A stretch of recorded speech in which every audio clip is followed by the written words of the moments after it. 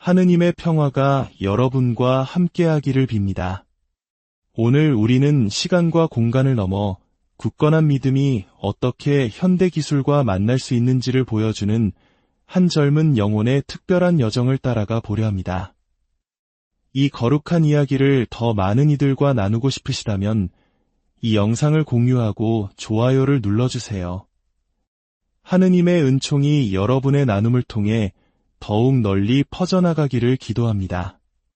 이야기의 무대는 이탈리아의 고대 도시 아시시입니다. 이곳 산타 마리아 마조레 성당에는 청바지와 운동화 차림에 한 소년이 깊은 평화 속에 잠들어 있습니다.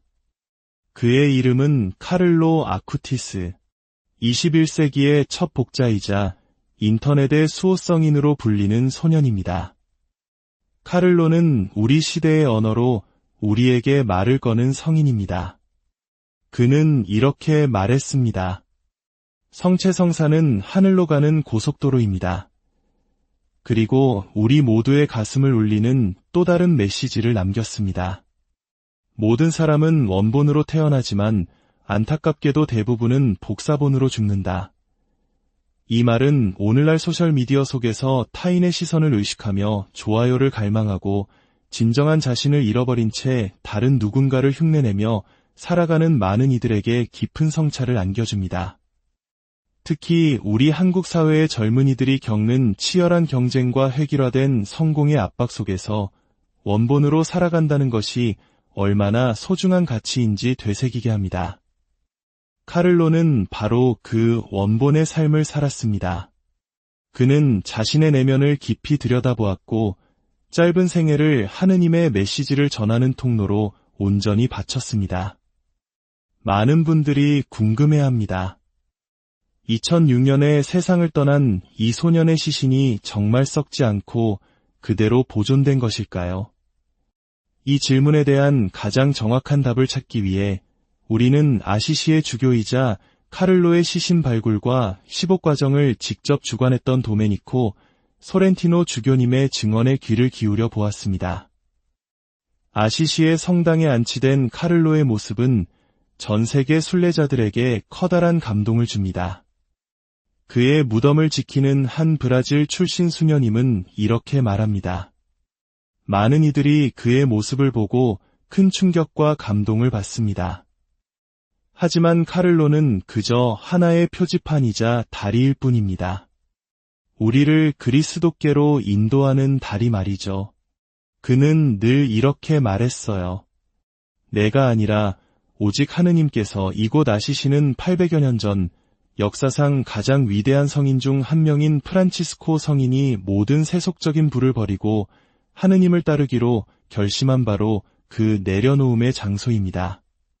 그리고 오늘 그 위대한 영적 유산이 깃든 땅에 프란치스코 성인의 길을 따랐던 한 젊은 영혼이 우리 시대의 새로운 희망으로 자리하고 있습니다. 이것은 결코 우연이 아닐 것입니다. 하느님께서 마련하신 깊은 섭리 안에서 우리는 과거와 현재를 잇는 거룩한 연결고리를 목격하고 있습니다. 처음에는 많은 사람들이 단순한 호기심으로 이곳을 찾았습니다. 썩지 않은 성인의 몸이 있다더라 하는 소문을 듣고 찾아온 것이죠. 하지만 시간이 흐르면서 순례자들의 모습은 변했습니다. 이제 이곳을 찾는 이들은 경이로운 구경거리를 기대하기보다 카를로의 전구를 통해 하느님의 은총을 간절히 청하는 기도의 순례자가 되었습니다. 교회는 카를로가 평소 즐겨 입던 후드티와 청바지, 운동화 차림 그대로 안치하기로 결정했습니다. 이는 그가 우리와 멀리 떨어진 특별한 존재가 아니라 우리 곁에 살아 숨쉬며 신앙을 증거했던 평범한 요즘 아이였음을 보여줍니다. 그는 게이머였고 컴퓨터 프로그래밍에 능숙했으며 축구팀 AC 밀란을 열렬히 응원하던 소년이었습니다. 그러나 그의 삶의 중심에는 언제나 무한하신 하느님을 향한 갈망이 있었습니다. 그는 말했습니다. 우리의 목표는 유한한 것이 아니라 무한한 것이 되어야 합니다. 무한함이야말로 우리의 고향입니다. 카를로는 이탈리아 부모님 밑에서 1991년 영국 런던에서 태어났지만 곧 가족과 함께 이탈리아 밀라노로 돌아와 성장했습니다. 7살에 첫 영성체를 한 이후 그는 미사와 성체성사 그리고 고해성사를 통해 하느님과 화해하고 일치하는 거룩한 삶을 살고자 했습니다. 흥미로운 점은 그가 사제가 되기를 꿈꿨다는 기록은 어디에도 없다는 것입니다. 그는 자신만의 방식으로 평신도로서 복음을 전하는 설교자의 삶을 살았습니다. 바로 인터넷이라는 새로운 도구를 통해서 말이죠. 그는 전 세계에서 일어난 성체 기적들을 기록하고 알리는 웹사이트를 직접 만들었습니다. 자신이 기적의 주인공이 되기 전에 그는 먼저 기적을 배우고 나누는 사람이 되고자 했습니다. 그가 이해한 거룩함이란 시성이라는 특별한 영예가 아니라 정의와 진리, 그리고 이웃을 향한 사랑에 헌신하는 소박하고 진실된 삶 그 자체였습니다. 하지만 그의 지상 여정은 너무나 짧았습니다. 15살의 나이에 급성 백혈병으로 쓰러진 그는 불과 며칠 만에 세상을 떠났습니다. 그가 선종한 2006년 10월 12일은 브라질의 수호성인인 아파레시다의 성모님 축일이기도 했습니다. 그리고 훗날 카를로의 첫 번째 기적은 바로 브라질에서 일어났습니다. 2013년 브라질의 마테우스라는 4살 소녀는 고리 모양 췌장이라는 희귀한 선천성 질환으로 고통받고 있었습니다. 음식을 전혀 소화하지 못하고 계속 토해내며 생명이 위태로운 상황이었습니다. 카를로 아쿠티스의 이야기를 이미 알고 있던 독실한 가톨릭 신자였던 가족은 그의 옷 조각이 담긴 성유물 앞에서 간절히 기도를 바쳤습니다. 그리고 놀라운 일이 일어났습니다. 병원으로 돌아가 검사를 받은 마테우스의 몸에서 병이 흔적도 없이 사라진 것입니다. 의사들은 이 기적적인 치유를 과학적으로 설명할 수 없었고 바티칸의 엄격한 심사 끝에 2020년 프란치스코 교황님은 이 기적을 공식적으로 인정하며 카를로 아쿠티스를 복자로 선포했습니다. 교황님은 이렇게 말씀하셨습니다. 카를로 아쿠티스의 증언은 오늘날 젊은이들에게 진정한 행복은 하느님을 첫자리에 모시고 우리 형제들, 특히 가장 보잘것없는 이들을 섬기는 데 있음을 보여줍니다. 프란치스코 성인에 대한 깊은 존경심 때문에 카를로는 생전에 자신이 죽으면 아시시에 묻히고 싶다는 소망을 비쳤습니다. 그의 유언에 따라 2019년 4월 6일 그의 유해는 이곳 아시시 내려놓음의 성지로 옮겨졌습니다. 이제 가장 많은 이들이 궁금해하는 질문으로 돌아가 보겠습니다. 유리관 속에 있는 저 모습은 정말 카를로의 진짜 피부일까요? 아시시의 도메니코 소렌티노 주교님은 발굴 당시의 상황을 솔직하게 설명해 주셨습니다. 카를로의 유해는 10년 이상 땅속에 있었기 때문에 자연적인 부패 과정이 진행된 상태였습니다. 하지만 놀랍게도 모든 장기와 신체 부위가 온전하게 남아 있었죠. 이것 자체로도 매우 이례적인 일입니다. 우리는 그의 유해를 최대한 존중하며 보존 처리를 했습니다. 지금 여러분이 보는 얼굴은 살아생전 그의 모습을 바탕으로 실리콘을 이용해 정교하게 재현한 것입니다.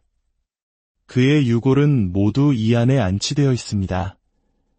주교님은 덧붙여 설명하셨습니다. 교회가 성인의 유해를 공경하고 전시하는 이유는 마술적인 힘을 기대하기 때문이 아닙니다. 성인의 거룩해진 육신을 통해 우리 또한 우리의 몸과 영혼으로 거룩한 삶을 살 수 있다는 희망과 다짐을 얻기 위함입니다. 나도 저 사람처럼 되고 싶다는 열망을 불러일으키는 것이죠. 죽음이 끝이 아님을 주님의 말씀, 생명의 말씀이 최종적인 승리임을 보여주는 증거입니다. 그렇습니다.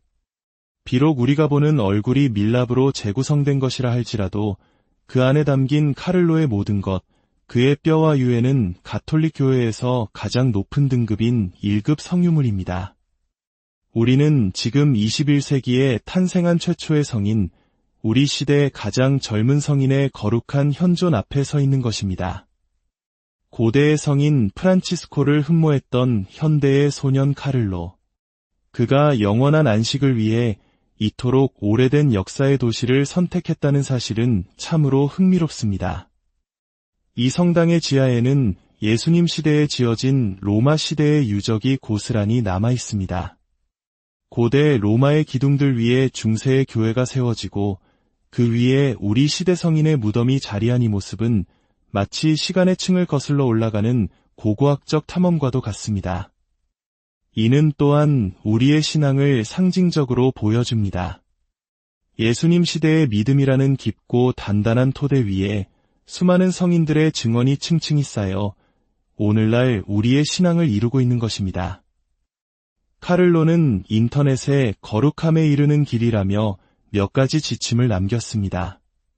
늘 예수님과 하나 되기, 매일 미사에 참여하고 성체를 모시기, 매일 묵주기도 바치기, 자주 고해 성사 보기, 자선을 실천하기, 그리고 기술을 복음 전파를 위해 사용하기. 하지만 그가 남긴 모든 메시지 중에서도 가장 가슴에 와 닿는 것은 마지막 항목입니다. 복사본이 아닌 원본이 되십시오. 그는 소셜미디어 속에서 끊임없이 자신을 남과 비교하고 진정한 개성을 잃어버린 채 유행을 좇는 세태를 안타까워했습니다.